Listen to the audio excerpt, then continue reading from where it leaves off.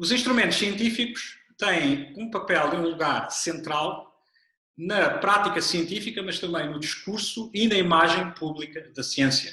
Constantemente ouvimos notícias e relatos de que alguma nova descoberta ou um grande avanço foi proporcionado por uma sonda espacial, ou um acelerador de partículas, ou um observatório de ondas gravitacionais. Portanto, a ideia da ciência moderna está intimamente ligada à noção de que há estas ferramentas e estas tecnologias de facto aumentam o nosso poder de estudar, investigar e compreender a natureza. O que é interessante, no entanto, é que na área da história da ciência, foi só nas últimas décadas, nos últimos 20, talvez 30 anos, em que de facto se começou a prestar mais atenção aos instrumentos científicos. Ainda que se falasse muito da revolução científica e da experimentação e da importância da observação e da medição, etc., os objetos e as práticas que faziam parte de todas essas importantes dimensões acabavam por ficar relegadas para o segundo plano porque havia um foco maior nos textos, portanto, nas fontes textuais. Com o chamado material turn, isto começou a mudar e, pelo menos, alguns historiadores começaram a prestar mais atenção aos instrumentos científicos. Claro que é muito importante em tudo isto o papel das coleções de instrumentos científicos nos museus. Eu trabalho num museu, que é o Planetário Adler, em Chicago, nos Estados Unidos, que tem uma das melhores coleções do mundo de instrumentos científicos relacionados com a astronomia, as ciências afins e, em alguma medida, a exploração espacial. E, portanto, vou tentar ilustrar esta questão do que é afinal, um instrumento científico, usando exemplos das coleções do Planetário Adler. Apesar dos instrumentos científicos estarem intimamente ligados à ideia da ciência moderna, que emerge a partir do século XVI, do XVII, a verdade é que objetos que nós classificamos como instrumentos científicos têm sido usados há muito, muito tempo, inclusive desde a antiguidade. Um bom exemplo de um instrumento científico que tem uma longa vida e uma longa história é o astrolábio planisférico. Vou-lhes mostrar um exemplo das coleções do Planetário Adler. Este é um astrolábio planisférico que foi feito em Bagdá no século XII e um astrolábio é essencialmente um modelo do universo que também pode ser utilizado para fazer observações. Portanto, se quiserem, tem esta dupla função de computador analógico e instrumento de observação. O astrolábio é um instrumento muito versátil que pode ser usado para cálculos tais como o tempo do nascer do Sol ou do pôr do Sol para uma determinada data, mas se for utilizado juntamente com observações, pode ser utilizado também, por exemplo, para determinar a hora, o tempo, a partir de observações do Sol ou observações de estrelas.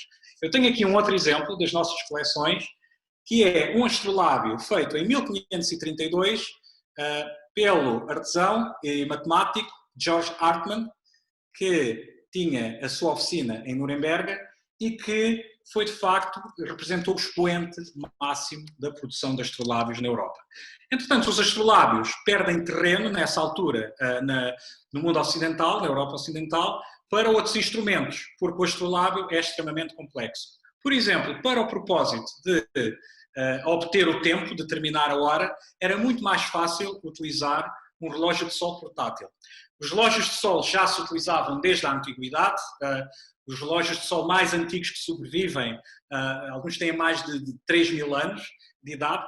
No século XVI, na Europa e sobretudo na Alemanha e em cidades como Nuremberg, houve grupos de artesãos que começaram a cultivar especificamente o fabrico de relógios de sol tal como este, que é o que chamamos um díptico, que eu tenho aqui.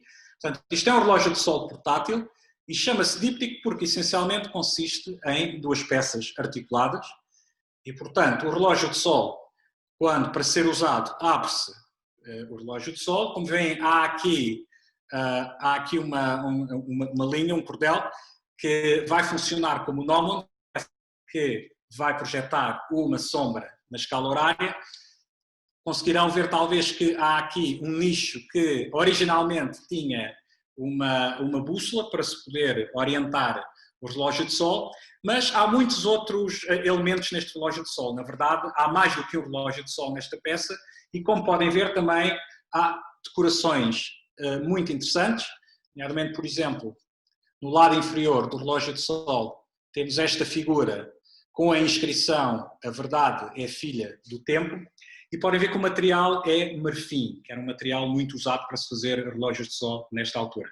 Isto também nos mostra que os instrumentos científicos, e quer os astrolábios, quer os relógios de sol, fazem parte daquilo a que nós chamamos de instrumentos matemáticos, que era uma de 3 grandes categorias de instrumentos do século XVI e XVII, falaremos mais das outras 2 adiante, mas, portanto, estes instrumentos provavelmente tinham outras funções também, podiam ser símbolos de estatuto social, podiam ser símbolos de sofisticação intelectual, mais do que simples ferramentas para encontrar o tempo.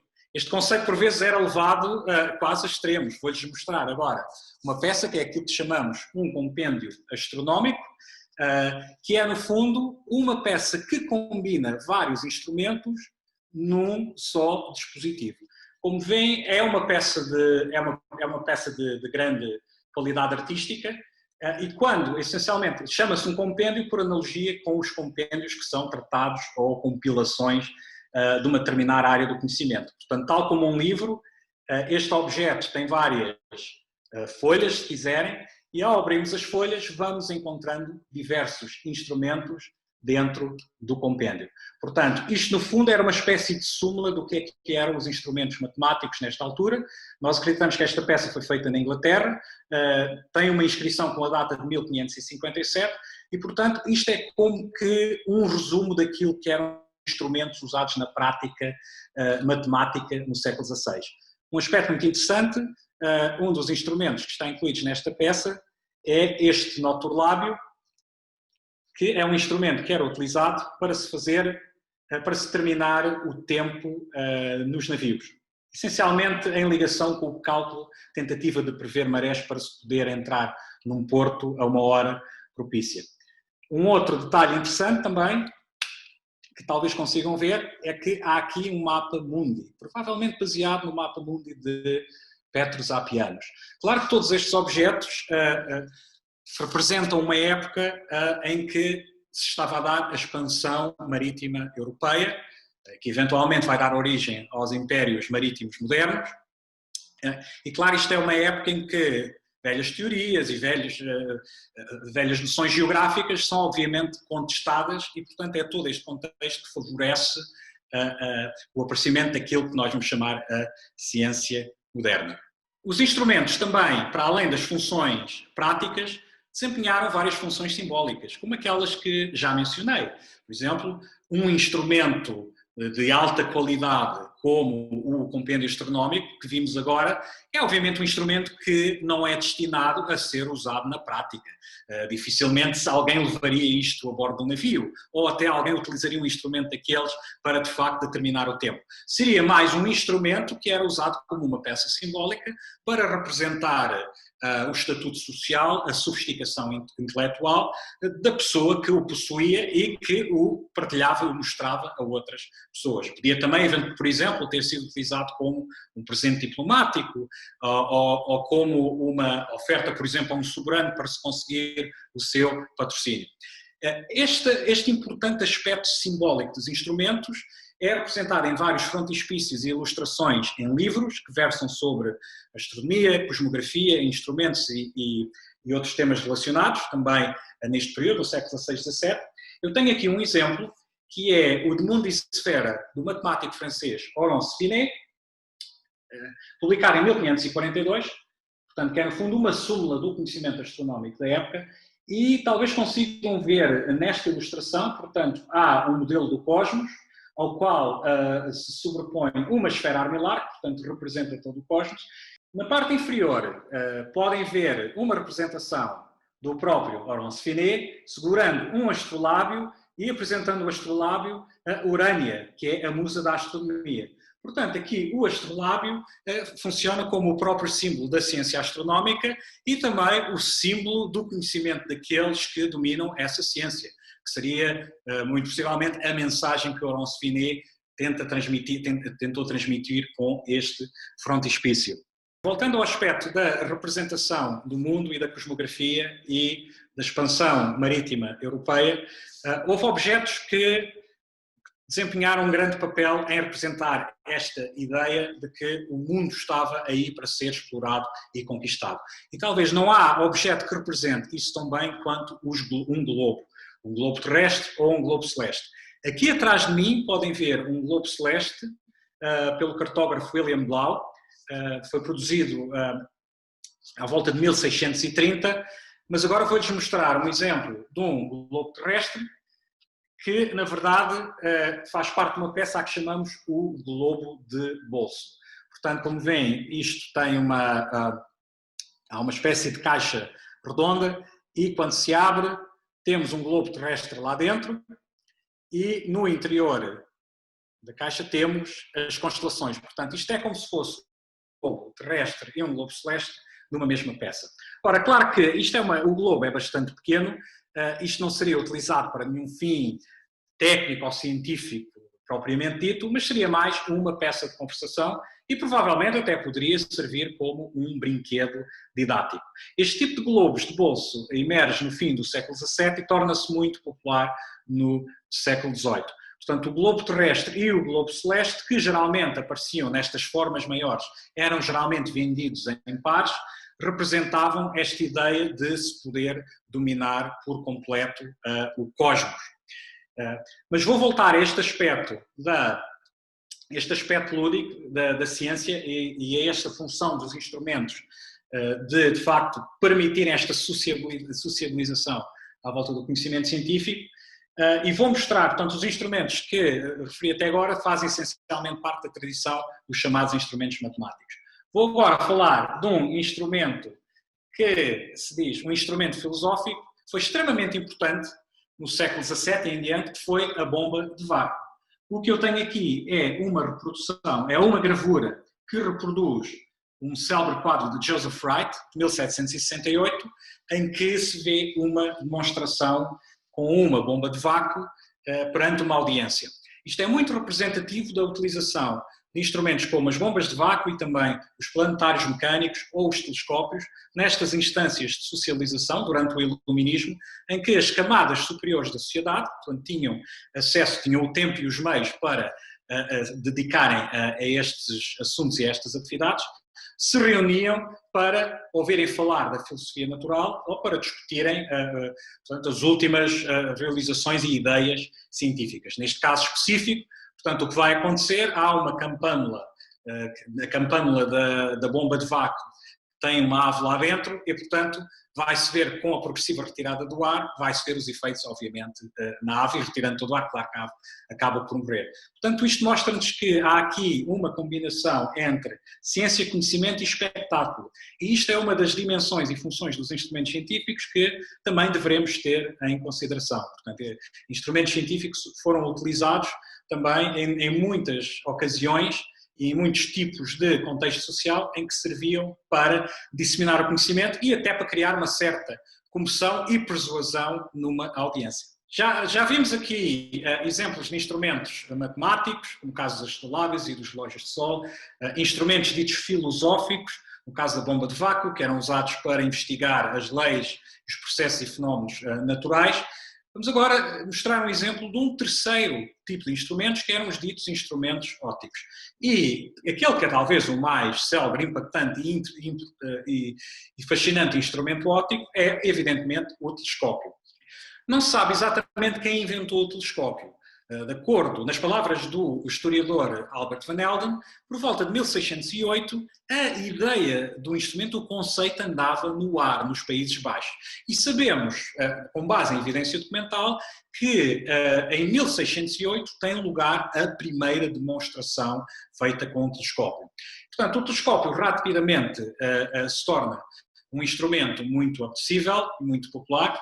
Obviamente, o telescópio nas mãos de indivíduos como Galileu, Galilei e outros vai ser utilizado para a observação celeste e, portanto, vão-se fazer descobertas como sejam os satélites de Júpiter, o relevo da superfície lunar, as fases de Vênus, que vão ter um papel central nos debates cosmológicos do século XVII, entre a antiga cosmologia ptolomaica aristotélica, depois a síntese ticónica e os modelos copernicanos. Portanto, qual é, afinal, a posição da Terra no arranjo das órbitas planetárias. É a Terra ao centro de tudo ou a Terra está a orbitar o Sol como outros planetas. Portanto, observações que são feitas com o telescópio vão ter um papel central nesses debates. Apesar desta enorme importância do telescópio e de se presumir que centenas ou talvez até mesmo milhares de telescópios tenham sido feitos nas primeiras décadas que se seguem a esta primeira demonstração que está documentada, em 1608, muito poucos telescópios feitos antes de 1650 sobrevivem até hoje. Cerca de 20 somente são conhecidos e estão identificados. Eu tenho aqui um desses telescópios que lhes vou mostrar, que está também nas coleções do Planetário Adler, que é este telescópio que está aqui.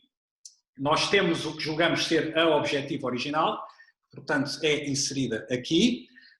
Não temos a ocular original, mas este é então o tubo. Podem ver aqui, e como veem também, o tubo está finamente decorado e há um aspecto aqui que é curioso, que é a parte principal do tubo tem esta forma cónica que é bastante invulgar. E se eu aproximar mais, conseguirão ver que isto na verdade está coberto por couro e tem algumas decorações aqui. O que mostra que o que sugere que este telescópio foi provavelmente feito com a intenção de ser ou talvez um presente ou provavelmente foi oferecido com a tentativa de cativar os favores de um patrono. O telescópio, presumimos, foi feito cerca de entre 1630 e 1640 na Itália. E é, portanto, dentre esses cerca de 20 telescópios feitos antes de 1650, que sabemos hoje terem sobrevivido. Provavelmente há mais, mas são ainda muito poucos os exemplos conhecidos. Nós, para entendermos cabalmente o papel dos instrumentos científicos na prática da ciência, temos que, inclusivamente, ir além das próprias fronteiras da história da ciência como disciplina e explorar outras áreas como sejam a história da tecnologia e, por exemplo, a história da arte, que tem-nos permitido entender melhor estes aspectos simbólicos, que, por exemplo, alguns dos instrumentos do século XVI que mostrei aqui tinham claramente significados simbólicos e artísticos que implicam ter algum conhecimento de história da arte para que possam ser cabalmente entendidos. Na nossa era de ciência, de big science, em que os instrumentos se tornam mais complexos, claro que os instrumentos também se tendem a tornar aquilo que chamamos caixas negras. Portanto, vou dar aqui um exemplo. Tenho aqui uma calculadora programável de 1979, da firma Hewlett-Packard, e, portanto, isto é um bom exemplo de um instrumento que já não é um instrumento que se possa facilmente, ou qualquer utilizador possa facilmente desmontar ou modificar, ainda que fosse programável. Portanto, havia aqui uma margem e havia um espaço para a intervenção do utilizador, mas, portanto, estas modernas tecnologias funcionam como caixas negras, também obrigam um novo tipo de relacionamento entre utilizadores e fabricantes.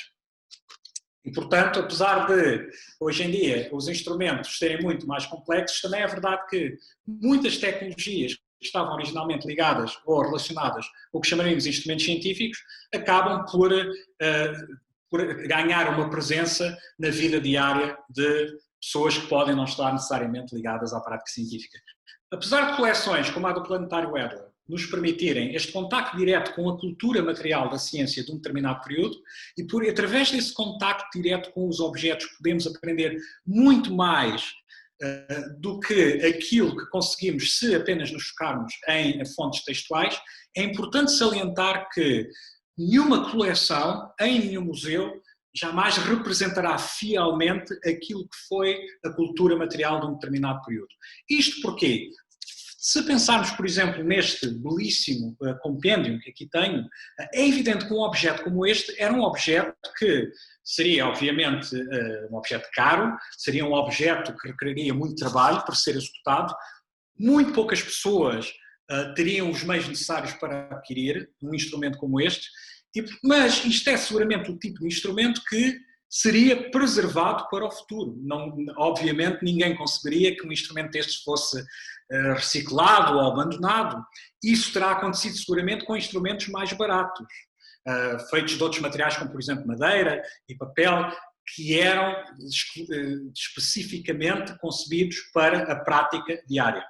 Portanto, aquilo que nós encontramos nas coleções de tendem a ser, como o historiador dos instrumentos Jim Bennett tem sistematicamente alertado no seu trabalho, aquilo que as coleções nos mostram é apenas o que as pessoas ao longo do tempo, em diferentes períodos, se preocuparam em preservar. E, portanto, temos que ter sempre isso em consideração. Olhamos para uma coleção, vemos pistas incríveis sobre a materialidade da ciência num determinado período, mas não temos necessariamente o retrato completo daquilo que era a cultura material desse contexto histórico. Ainda assim, não tenho dúvidas de que as coleções oferecem-nos possibilidades incríveis para estudo e investigação, e eu concluiria, não dando uma resposta definitiva, porque não creio que haja a questão do que é um instrumento científico, mas por dizer que o estudo dos instrumentos científicos deve ser feito não só no âmbito da história da ciência como disciplina, mas em conjugação com outras disciplinas, nomeadamente a história da tecnologia, ou, por exemplo, a história da arte, que nos permite perceber melhor os aspectos simbólicos dos instrumentos. E os instrumentos, tenhamos em mente que não são necessariamente só instrumentos, só ferramentas, e não são necessariamente só científicos. Portanto, podem ter significados sociais e culturais muito mais abrangentes. E, por isso, oferecem-nos uma área de estudo fascinante e que pode ser sempre refrescante. Se você gostou desse vídeo, dê um like, compartilhe. Aproveite para assinar o canal e ative as notificações.